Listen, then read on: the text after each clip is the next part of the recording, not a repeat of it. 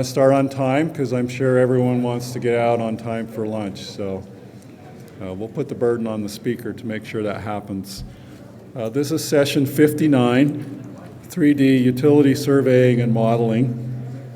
I'm Richard Manser with UDOT. I'm the moderator for this session. And there's just a couple housekeeping things. We'll be sending around a sign-up sheet. If you need CEU credits, please make sure your name is on that list. If you're from out of state and need a certificate, you'll need to come up to the front after the session. We'll give you a certificate. Our speaker today is Phil Meese. Phil Meese received his BS in Industrial Engineering from Iowa State University and an MS in Geophysical Engineering from the Colorado School of Mines. He chairs the ASCE As-Built Standard Committee, and his career focus is on utility engineering and improving utility infrastructure management practices for one, project development and delivery, and secondly, for long-term life cycle O&M. So let's welcome Phil. Yeah, thank you. Good applause. Okay, I didn't write the project description up on this thing, but I know it's an extraordinary experience, and really I guess what's extraordinary about it is it hasn't been done that much, and we're going to be showing you some technology, new technology that came out. We couldn't have done this 2 years ago, actually even a year ago, and we'll show you the benefits, and to us in the industry, it's like, well, this is no surprise. I mean, all the value and benefits that came out of this project, you know, we could have told you that it would have done it, but for the client, in this case, this is Puget Sound Energy, it's a gas company out in Washington. They had never experienced and gone through an SUE process. They've never gone through a 3D design and alignment and a whole construction experience. So, and frankly, it started out, how we got into this project was interesting. We got a call back in October last year, and they said, well, we want a GPR survey done. And we get this all the time. Well, we want a GPR. People think that GPR is like X-ray vision. We're going to go out and X-ray the ground and come back with a beautiful map of all the infrastructure, and then they can go on with their design. And we had to go back and explain to them, well, you know, we're going to get anomalies in our GPR data, but as far as telling you what they are, or, you know, where they go, I can't help you on that. And they said, well, we have the one-call pickup work, you know, out there, use one call, and you know, you can look at the GPR. And what we want to do, what they were interested in at that time was just getting a permit with WashDOT for installing this 8-inch high-pressure gas main. And so we kind of settled on in November. We went out and we selected 11 areas where they thought there might be some issues, and we did GPR, we did lines, alignments, a grid on each of those points. And sure enough, we brought back just a lot of anomalies. I mean, the radar actually worked really well. You know, so we saw all these anomalies, but then when we tried to correlate it with the one-call marks, we didn't have any kind of accuracy, and we didn't have any other data. You know, like, okay, it's a telecom, so, you know, is it a duct or is it a, you know, cable TV, you know, cable or whatever. We didn't have any of that information to start to correlate what was out there with the radar information. All we could say is there's a lot of anomalies here, and they went back to WashDOT and said, well, we've got a lot of anomalies out here, and what they you know, I guess I'll let this thing start to play. I should get my timer going here too, so I don't get. So this is a video here and I haven't talked to a video before, but our guys thought this was a way to go. So here we go. So at this point, I'm doing the introduction here. The project is SR 510, which is in Lacey, Washington. And the client's Puget Sound Energy, and the project is an installation of an 8-inch high-pressure gas main. As you can see, SR 510 was redone recently, and I'm going to have to stop this as we go along here. It was in 2003, it was reconstructed, so WashDOT wasn't really keen on having an open cut down their road, as well as it was a very busy corridor. If you've ever been out there, it's right near Olympia, it ties in with I-5, and any work that would have to be done at night. It's a narrow corridor. They've actually built out, the sidewalks go out to the right-of-way limits. So And I don't know if you can notice too, in a lot of these areas, there isn't any overhead, so guess what? All that stuff's in the ground. So it looked like what Puget Sound Energy wanted to do was try to convince WashDOT, look, we need a permit. Now, the project limits here extend from just south of I-5 at Quinault Drive down to Silicon Road, which is down at the south end. It's about 1 mile corridor. And they wanted to try to convince WashDOT that, we can't go on the sidewalk because that's where all the other utilities are, and this is a high pressure gas main. And they're thinking from an installation stance, but, in my perspective is like from a safety stance, it's probably better if the line did go on the road where there's less utilities because it's an 8-inch high pressure gas main. And, you don't want to put something in harm's way. If it's next to all the water lines and the other installations that are out there, it's, likely going to get dinged by a third party when they're doing other work as well as other installations. So anyway,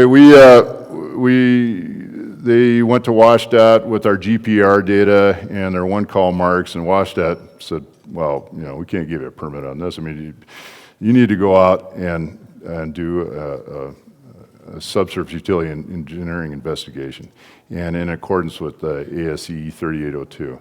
So that was kind of a good thing. So the lights kind of came on. Now we're in about January, and we get a call from the Puget Sound Energy people, and they're a little excited at this point because they want to build this thing this summer, and they haven't gotten their permit yet. So we mobilized a group out there and did our investigation. It took a couple weeks, and it rains a lot in Washington, so there's a whole lot of storm pipe installations that go around. And it's kind of a shallow grade, so the gravity drains are not a lot of latitude in how you can adjust those things. A lot of telecoms. There's a mall along there, a lot of businesses, so a tremendous amount of infrastructure in the ground, as mentioned. Buried power, and it was quite an effort. I think we spent a good 2.5 weeks doing the phase one. Now, in this talk, I want to try to emphasize the importance of a 2D base map. I was kind of alluding to that when I was talking about the radar and trying to correlate that with a one-call pickup survey. You can't do it. And we did a study for Wisconsin DOT, and it just got published in February. And it's a guideline for 3D utility surveys, for surveying 3D utilities in 3D that are buried. And one of the big things, we took 7 projects that we had actually known data on. They actually did accurate as-built of installations. And we used some different technologies, SPAR 300 and GPR and other electromagnetic tools and test holes. And basically we demonstrate that you have to have this 2D map built in accordance with ASE 38, so you can take that and then start applying the third dimension to it, because if you get like I was talking about, you get all these anomalies that show up. You have to understand that there's 2 tools that you use to get 3D data. Actually 3.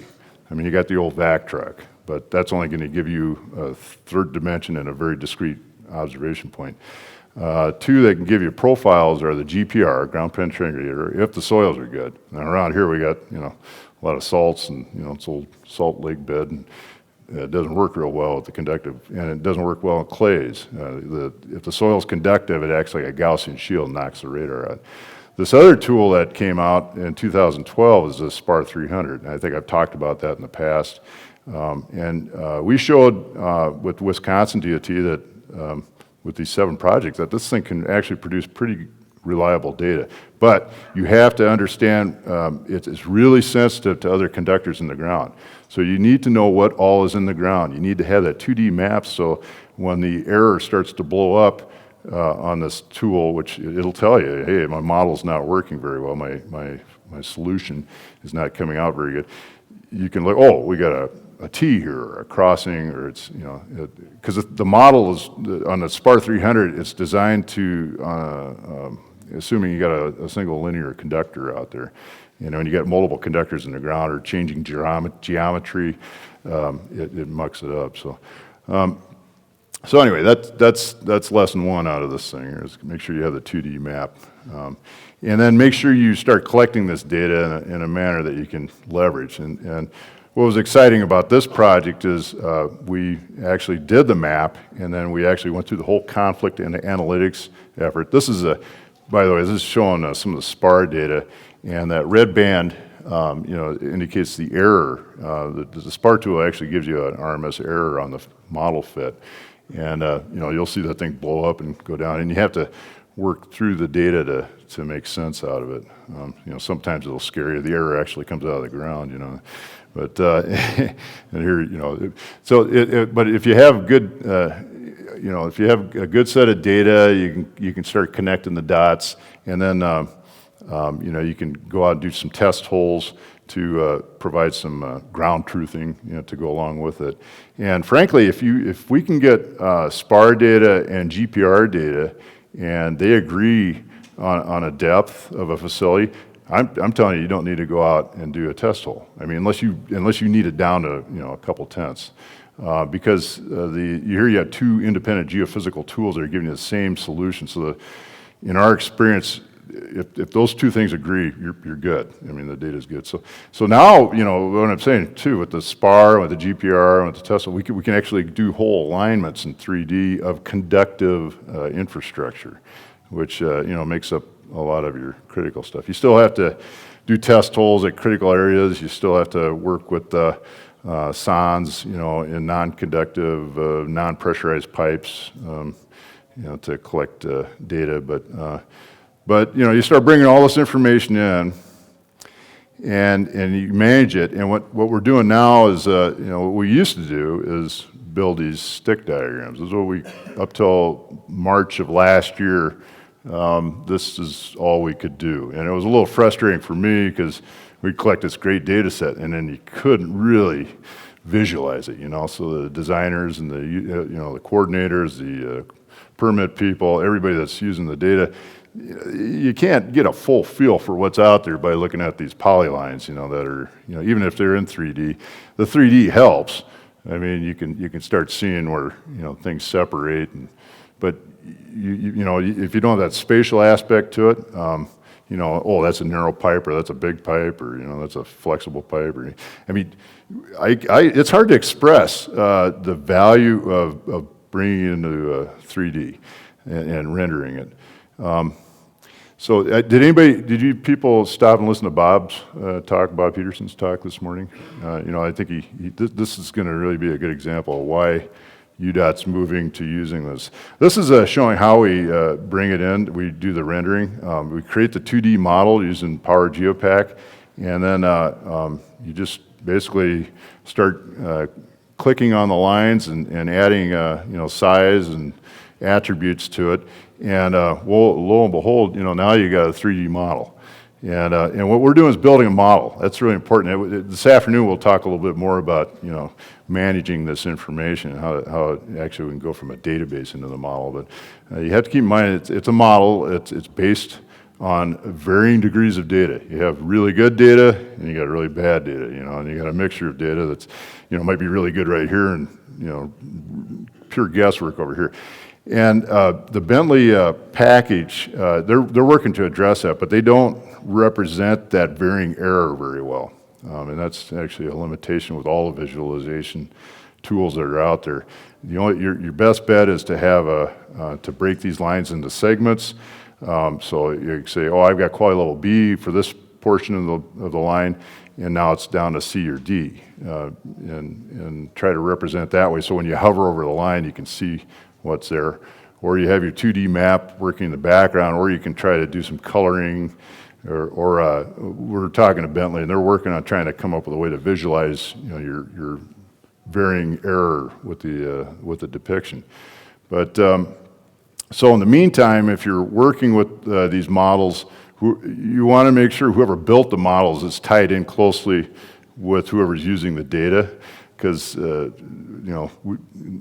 in this case with Puget Sound Energy, we knew where the data was good and where it was bad, and we wanted to make sure that wasn't misinterpreted. Because you start looking at it, it's pretty sexy looking. I mean, it looks, hey, I can go with that.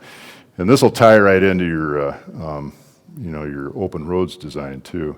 But anyway, what we're showing here, I think, is the project, our scope continued to grow. We were trying to coach Puget Sound Energy, and we were fortunate to have receptive project engineers and project managers involved on the Puget Sound Energy side, because we were running up a tab that they were not accustomed to. This is money up front.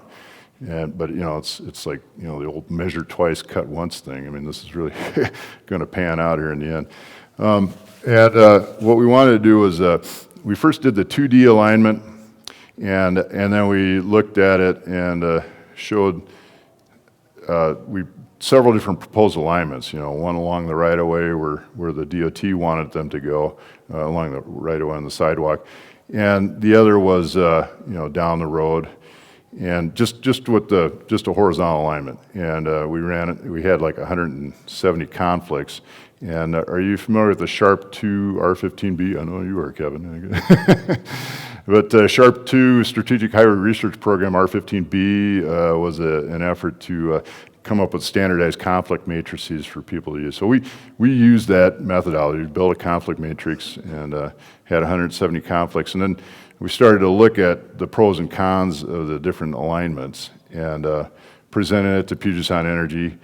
And then they basically built a case when we went to the DOT and said, we think it's better to be in the road alignment. And Washington State stepped up and said, you're right. And that's rare.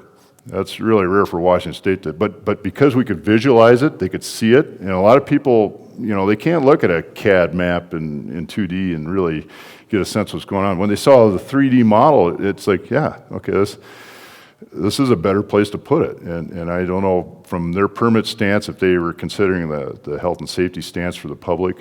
I want to make one comment. We do some work for a gas company in the Midwest, and we provide inspection services. One of the things we found out is, and this is through the statistics, from their own statistics, is about 8% of the time when third parties are digging in the vicinity of their gas distribution lines, 8% of the time their pipes are getting damaged. It's getting dinged. And actually so they hired us to start, implementing an inspection program.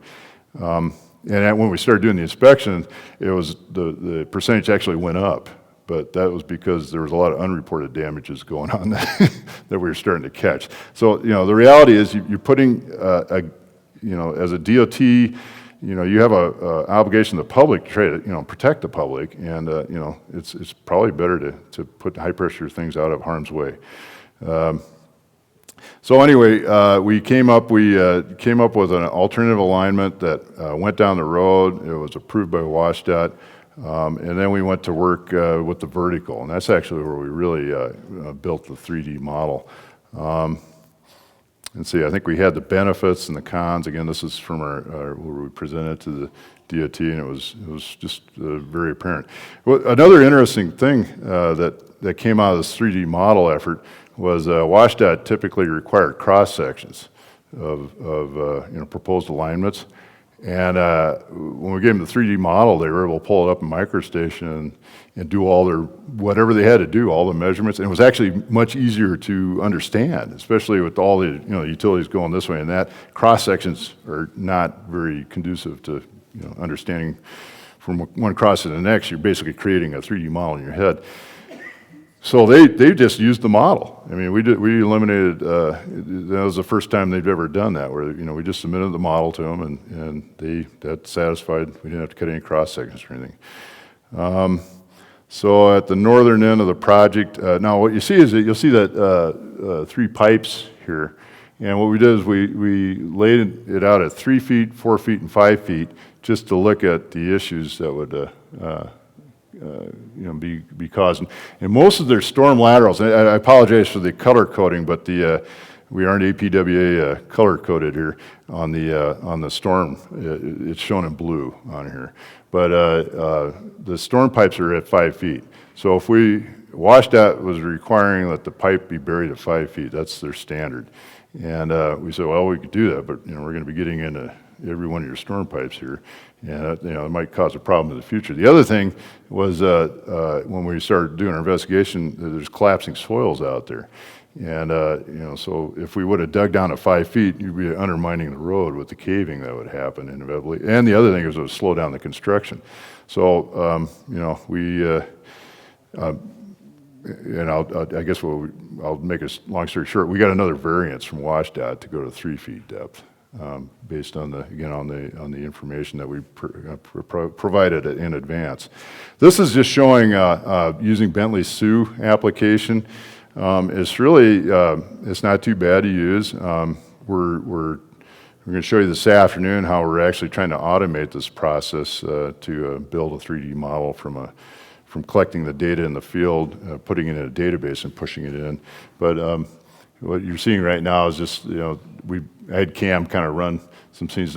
Now this video is actually going to London next week, and the two guys that worked on this project, Don Haynes and Cam Greer, are getting an award from Bentley because this was, they have a thing called Be Inspired, and that is basically trying to use these tools that they have in an innovative way, and they were excited when I talked about this in April in Iowa. So, and had us submit, and so they're finalists now for the thing. The package, what we're doing is we're finding, it's a work in progress. So there's some things that aren't, like I said, quite refined yet. We'll get into that a little bit again this afternoon when we talk with our UDOT data repository effort. But it's a good tool. And I think my video is going a little slow here. I don't know what they're doing. Okay, so now we're into 3D, and this is going to show the final 3D design. You can see that we're at the south end, and this is where we're that gas main. I don't have my pointer here, but this is it right here coming in. It's an 8-inch high pressure. It actually stayed out of the intersection to the south, so we stayed in the out in the shoulder or in the sidewalk area, and then now we're dogging into the road, and we were able to come up with where we're going to go underneath the pipes and go over pipes. And part of the process, once we had the alignment figured out, we actually ran the GPR up and down the alignment, and we identified some 20 unknowns that were out there. And we had that information. We went ahead and mapped it up and provided it in the model. And I'll give you, in a few minutes here, I'll explain the bid package that we submitted and how that was received. But you'll see some coming up, some encasements as this model advances, where we represented the unknowns. We didn't know what they were, if they were buried, abandoned utilities, or if they were rocks. And it turned out they're, a mixture of things, actually. Most of them are buried, abandoned utilities. So if you see that buried, the blue encasement, we also were able to represent the encasement where they had all this information. Is really important to the contractor. You got to put yourself in the contractor's shoes. And we use GPR again. GPR worked great, but again, you see all these nice anomalies. I mean, those are all real hits of utilities. But to try to correlate what's what, we had to have that accurate 2D. But now that we had that, we could do that. We can build this model out of that.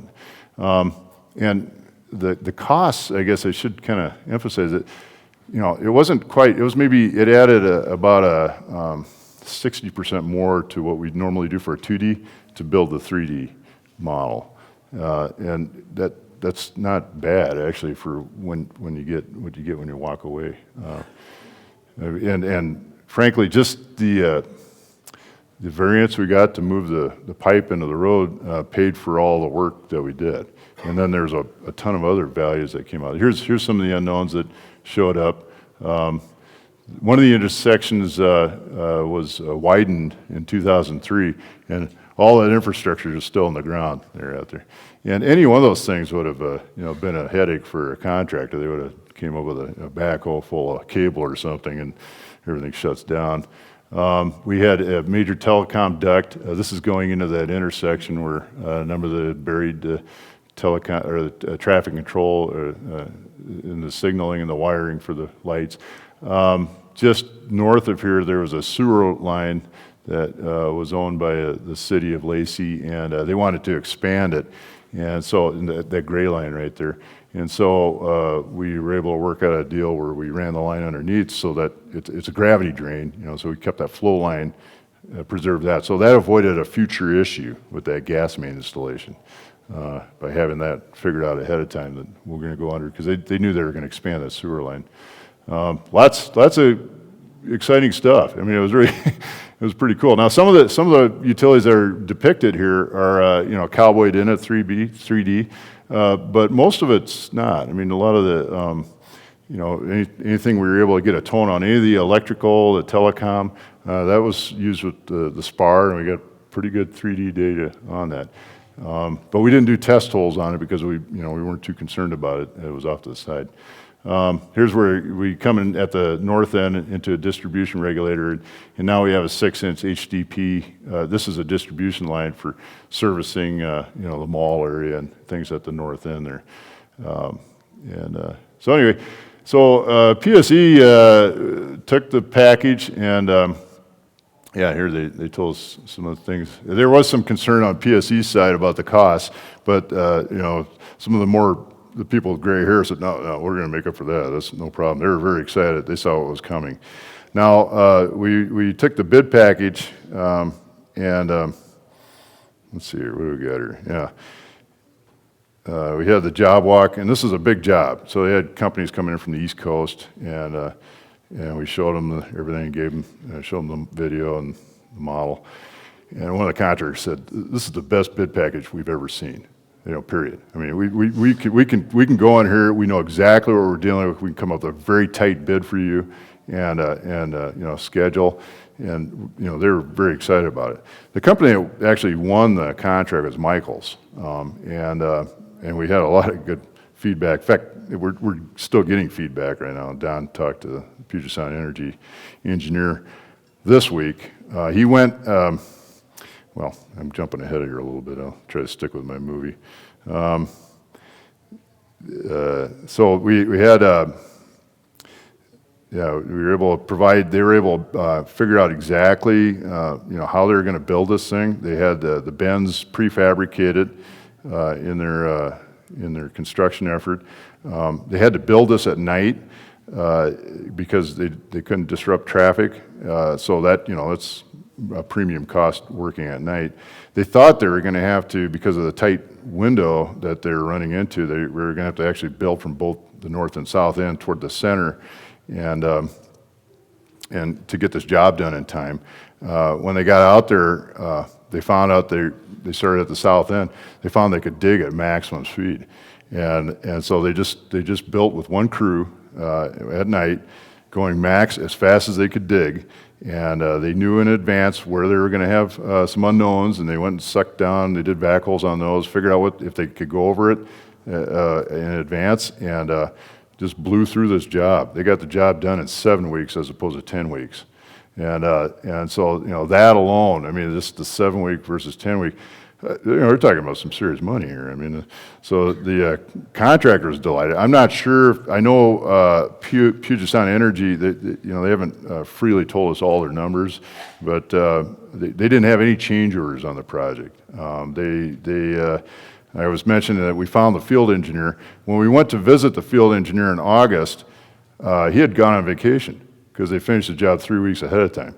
So we had to speak with the assistant. So we actually hooked up with him on Monday of last week, and he said, this went great. He said, we're going to use this on all our projects. This is a company that's never done this before.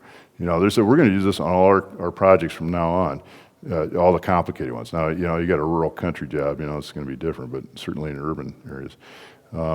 And because of all the value that they got out of it, it was built faster. They didn't have any change orders, no traffic disruptions, no damages. It was the best job they've ever done in effort. So, we always run into this where we're trying to explain to cities or agencies or even pipeline companies, hey, you're going to be out there digging in the ground. Maybe if we get out there and do this, just follow this process where, collect the data, do a conflict analysis, and push it into 3D, do the design, we'll save you money. Well, it's maybe so, maybe not. They see the cost. Well, we'll just do it the way we've always done it. And they don't realize that you can 10 to 15% is what the estimate is right now. That's what the Puget Sound Energy guy gave us on what they saved on the construction, just the construction, because of having this data. Now, you're talking about real money. I mean, our costs are a fraction. I mean, maybe a less than 1%. And you've got 900% return on investment here if you take the conservative route, maybe more than that. So, I don't know. I mean, this is just a real clear example of how you optimally you want to do your work. Washed Out was excited. They had everything. It went really smooth. They were able to mitigate the disruption of traffic. Anyway, what we want to do, and we'll talk about this afternoon more, is get the data, use it for the design, get the value out of there, and then keep that data, and maintain it. And Richard will talk about that a little more in length, and Casey on some of the stuff we're doing. So I think that kind of covered it. I'm trying to think. There was some other value that was reaped out of that. We're trying to quantify it all, but it's kind of hot off the presser, so we haven't really had a chance. But I guess I can open up for questions there if I get some here. A little early for lunch, but not too early, I guess. Yep, go ahead.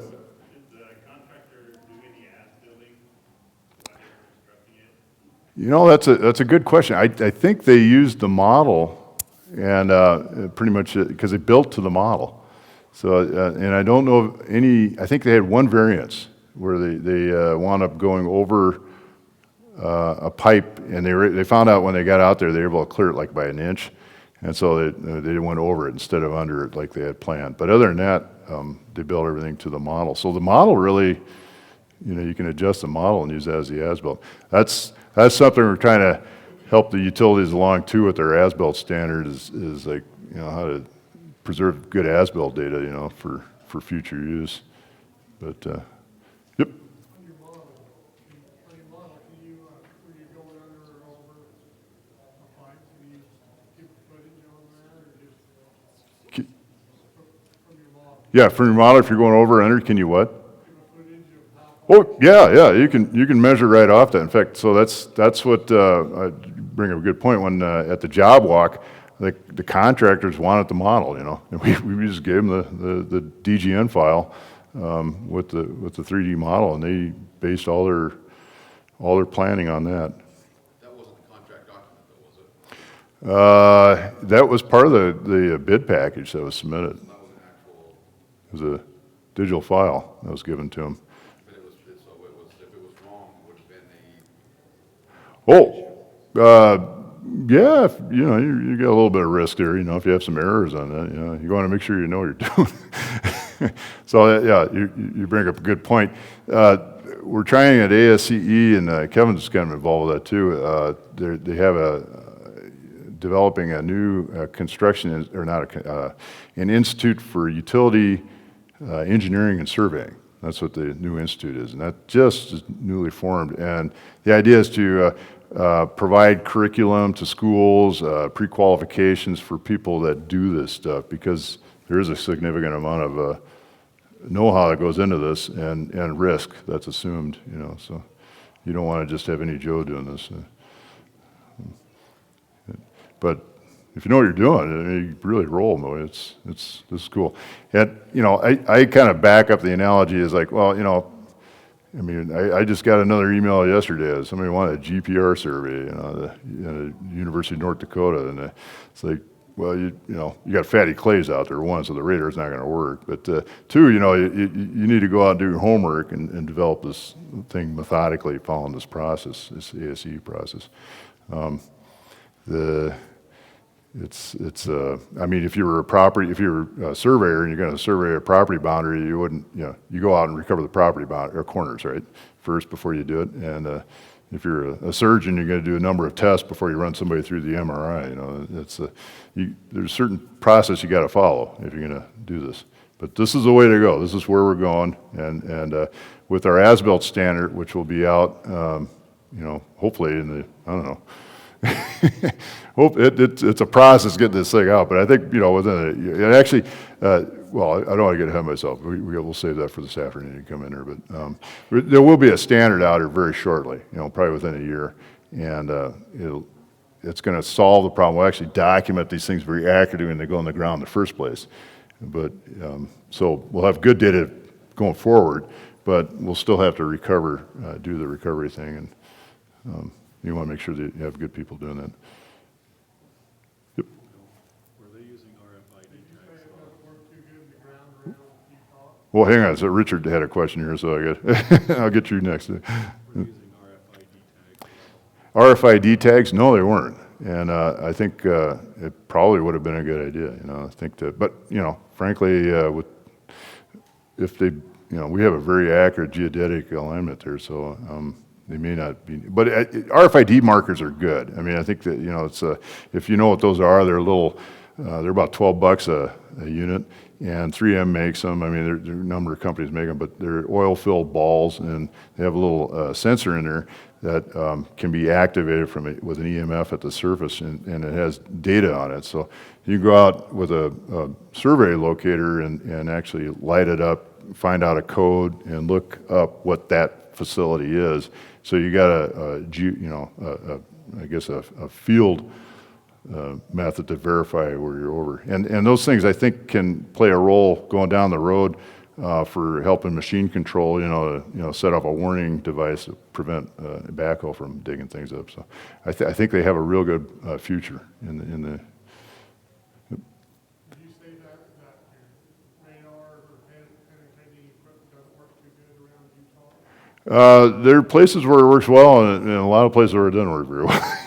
Yeah, sandy soils, you know, gravels, alluvials, soils, it works great.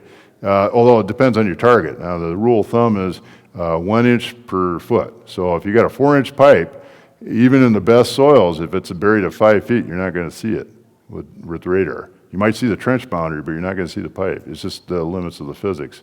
But, you know, we have a lot of salts in the soils here, and the silts, and those just act like a Gaussian shield, and the radar just all the energy gets dissipated before you can light up the pipe or anything. Any other questions? All right, well, thank you very much. Appreciate the attention.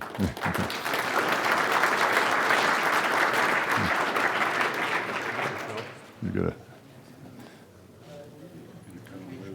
Oh.